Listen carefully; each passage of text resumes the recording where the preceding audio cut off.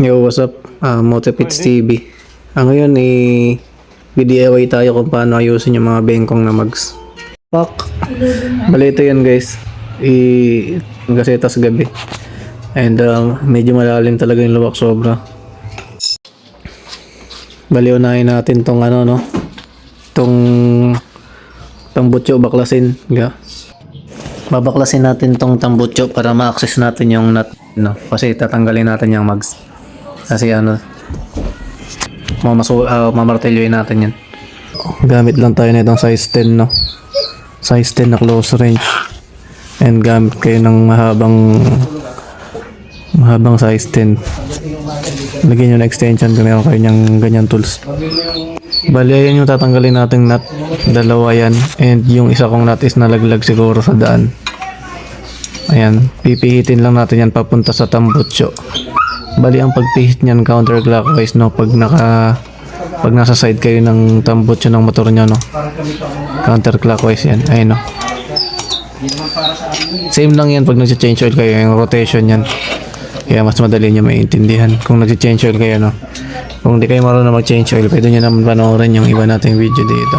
Bali sa inyo guys, kung kompleto pa yung nut niyo, dalawang tornilyo tatanggalin niyo. Sa akin kasi isa na lang kasi nahulog yung isa. Next nating babaklasin is itong tambutso.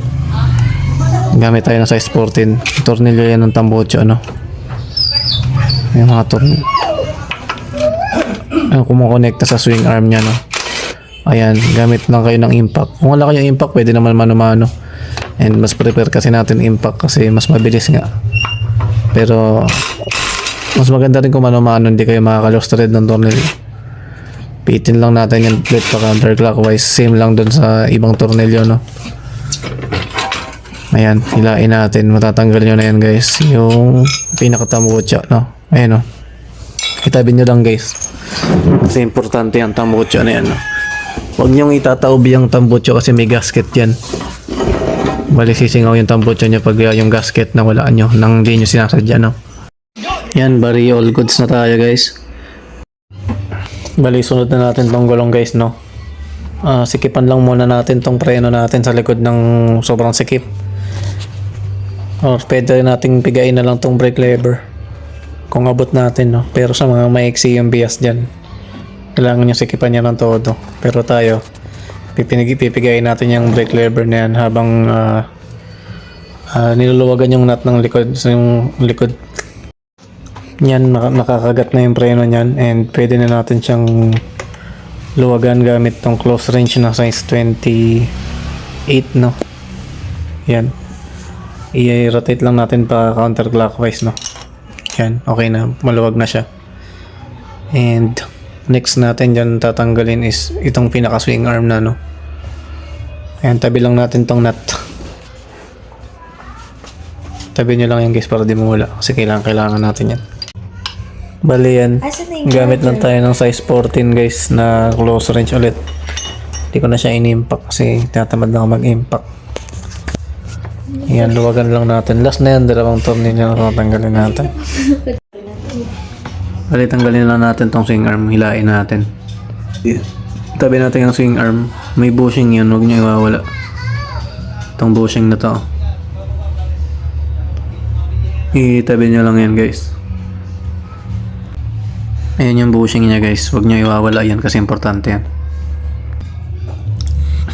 Gagamit nga rin pala tayo dito ng Allen wrench Size 6 ata to or size 8. Hanapin nyo na lang dyan yung kasukat. Ayan. Kasi hindi nyo mabubunot yung magsanggat merong tire hugger. Ayan, bali luwagan nyo na to guys, yung nasa likod. Kasi kanina para mahugot natin tong mags. Yan, ikot-ikotin nyo lang.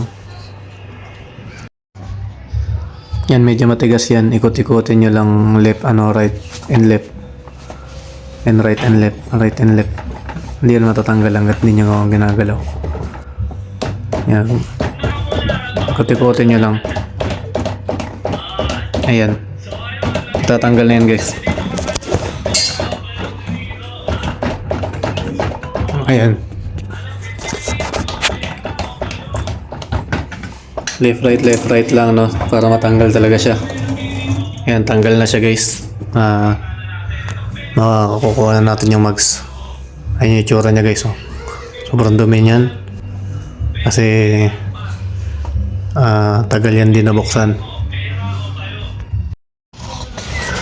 Gamit lang tayo na itong tire valve remover, no, para matanggal natin yung hangin sa loob nitong gulong. And hindi natin tatanggalin yung mismong gulong kasi kakalagay ko lang ng sealant niyan. Bago pa yung sealant niyan, nang hinayang pa tayo sa sealant kasi Kobe yung brand niyan. And magandang brand yan, no.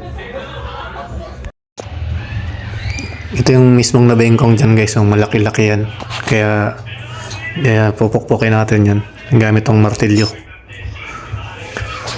Malaki-laki yan guys, no. Ayun yan, no. Bali, kuha lang tayong panikwat. Kahit anong klaseng panikwat, pero ito, mas maganda yan. Gayahin nyo lang tong gagawin ko. Kuha lang kayo ng butane.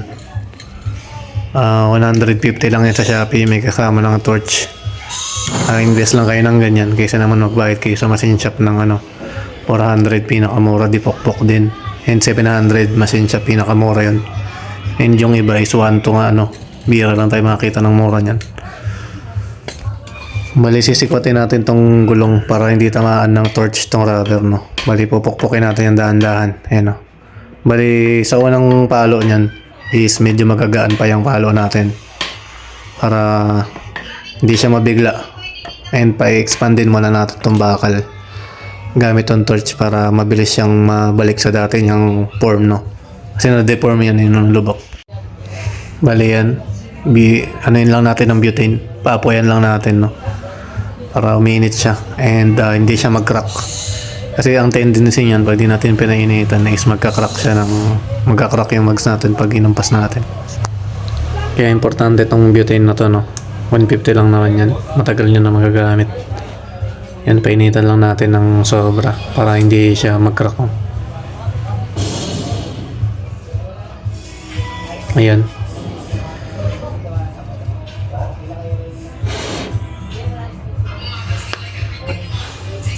Pagtingin yung malambot-lambot na yung bakal, handa nyo na agad yung kahoy saka martilyo.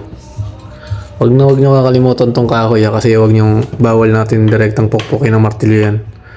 Yung mags kasi panigurado bali yan. Kailangan hindi siya direct contact. Ayun, bumabalik siya sa dati niyang shape, di ba? Yan, bali ulit-ulitin lang din natin yung proseso, katulad ng ginawa natin kanina. Sa hanggat bumalik sa dating shape.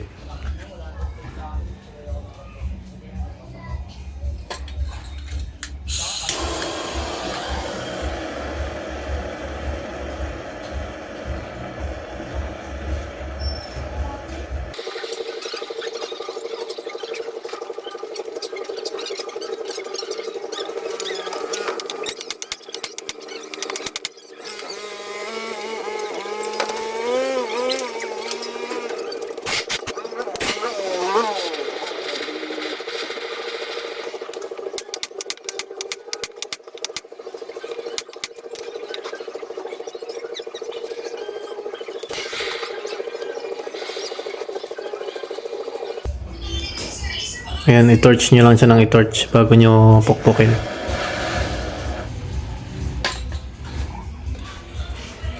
Ayan, bali paluin nyo ulit. Tiyagaan lang talaga yung kailangan dito guys. Ayan, babalik siya sa dati niyang form, no. Tiyagaan lang talaga, huwag nyong bibiglain yung mags kasi panigurado mapapabili kayo ng bagong mags niyan pag na sobrahan kayo sa pukpok. Ayan, gamitan nyo lagi ng 2x2 o kaya ng kahoy sa gitna, no. Ayan. Dito medyo dinadirect ako para gumanda yung shape niya talaga. Ayan. Pero mahina lang yung ko direktong Kaya na medyo nagiging perfect na ulit yung shape ng mags natin guys, no. DIY lang yan. Within 30 minutes tapos nyo yan. Ayun na itsura niya guys, oh. Hindi na siya ganun kasagwa katulad kanina. Bali konting na lang yan, konting tiyaga na lang yan sa pagpuk. Yan, bali painitan lang natin siya ulit, no. Bali traditional talaga to, effective talaga. Yung iba nga bago nila pasin din na nila pinapainitan. And sa shop yun na napapanood ko sa ibang vlog. Pero ito effective talaga to kasi tradition talaga tong paggampas sa mags, no. Bali ito nga pala yung before and after nyan guys. Yan, hindi ko yan rotate kasi kitang-kita naman dyan yung mga sulat palatandaan. May bakas pa ng martilyo dyan, ginamitan ko lang ng pentel pen o kaya ng black marker para matago. Hindi siya ganoon ka-perfect pero pwede na. Para hindi lang siya maging mukhang masagwa talaga tignan.